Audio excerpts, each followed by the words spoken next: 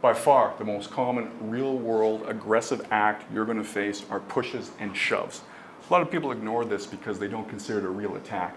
The problem is, if you don't diffuse it early, you can end up with a higher escalation. He can end up attacking you with different things because you didn't diffuse the pushes and shoves. Let's look at some easy ways to practice this. All you need is a partner to push on him. When he hits you square in the chest, he's going to know he's successful. You're going to feel that your balance is broken. So it's an easy thing to practice. You don't need a lot of space. You don't need a lot of time. The first thing we want to do as a drill is get out of the natural inclination to want to stand up and square with the guy. So when he pushes on it, it's a lot harder to stop that.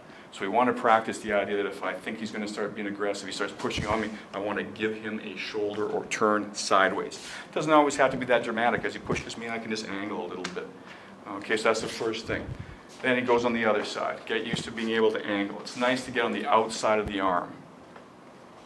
If I have time and I see it coming, push hard.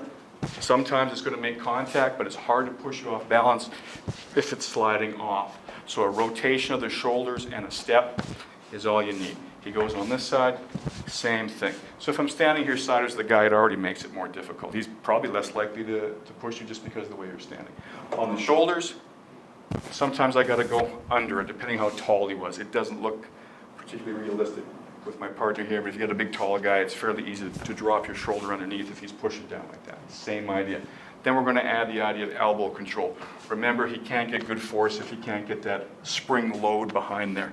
So as he starts to push, I catch his arm, keep pushing, it's going to slide up the web of my hand, and then I catch it here. It's important to end up locking just behind the elbow here. That gives you a good grip.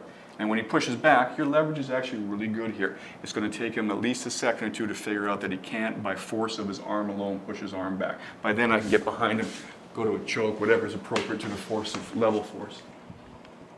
So as he starts to push, I get used to moving and pushing at the elbow. He pushes on my shoulder, I go underneath. He pushes with the other hand, I just practice that. Sometimes maybe he makes contact and you have to move it off from the side. Certainly viable, but it's nice to get, like I said, on the outside of the arm.